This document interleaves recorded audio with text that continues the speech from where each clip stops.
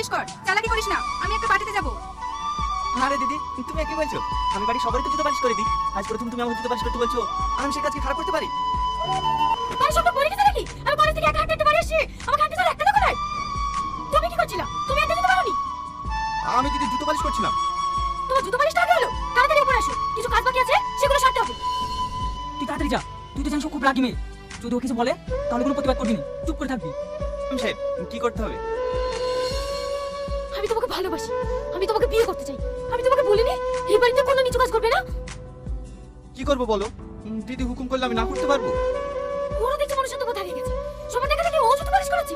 কাল থেকে আমি চুপ করে থাকবো না, কাল আমি সবাইকে জানিয়ে দেবো আমি তোমাকে ভালোবাসি। তাহলে আর তোমাকে দিয়ে কেউ নিচু কাজ করানোর সাহস পাবে না। না না, তোমার কাছে হাত জোড় করে বলছি, তো একবার তুমি এইসব কথাগুলি বলো না। তোমার কিছু হবে না, কিন্তু বাবুজি আমাকে মারতে মারতে এবার থেকে বের করে দেবে। টনি ঠিক কথাই বলেছে। তোদের ভালোবাসার কথা যদি বাড়িতে বলিস না, তাহলে সত্যি সত্যি টনিকে বাড়ি থেকে বের করে দেবে।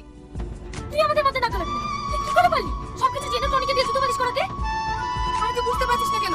আমি টনিকে ছোট ভাইয়ের মতো ভালোবাসি। বাড়ি কাকা কাকে সবাই আমাকে খারাপ ভাবতে শুরু করেছিল, তাই আমি টনিকে দিয়ে জুতো পরিষ্কার করতে বাধ্য হয়েছিলাম। দেখো না দিদি, ও আমাকে ভালোবেসে বিয়ে করার জন্য জেদ করছে। এটা কি তোমাদের ফ্যামিলিতে মেনে নিতে পারবে? অবশ্যই পারবে, কারণ ভালোবাসা বড় লোক গরিব থেকে হয় না। আমিও একটা গরিব ছেলেকে ভালোবাসি, দিন আনে দিন খাই। আমি দুদিনের মধ্যে ওকে বিয়ে করব, কেউ মানুক বা না মানুক। তাই বলছি, তুমিও বিশ্বাস রাখো, তোমাদের ভালোবাসাও পূর্ণতা পাবে। আমি ওকে সেটাই বলি, তো আমার কথা বোঝার চেষ্টাই করে না।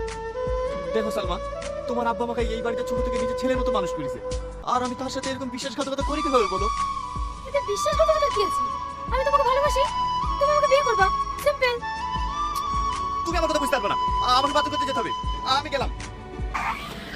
কি ব্যাপার, তুমি কোথায় যাচ্ছ? তোমাকে নিতে এসেছি, তাড়াতাড়ি গাড়ি তোলো। না না, আমি গাড়ি তুলবো না।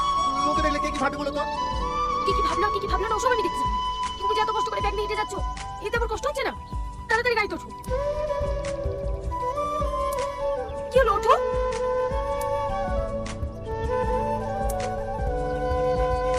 মুখে চুনকালি দিয়ে তোমার মেয়ে একটা ভিখারি ছেলের সঙ্গে পালিয়ে গেছে, সব তোমাদের স্পর্ধার কারণে এত বড় কাজ করতে পেরেছে। ভাই, তুমি এই ভিখারিকে জামাই বলে মেনে নেবে কিভাবে?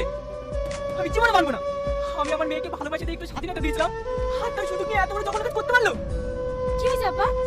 কি হবে আবার? তোর ওই বড় বোন এই চৌধুরী পরিবারের মান সম্মান ধুলোর সঙ্গে মিশিয়ে দিয়ে এক ভিখারি ছেলের সঙ্গে পালিয়ে গেছে। তোদেরকে আমি এত কষ্ট করে মানুষ করেছি,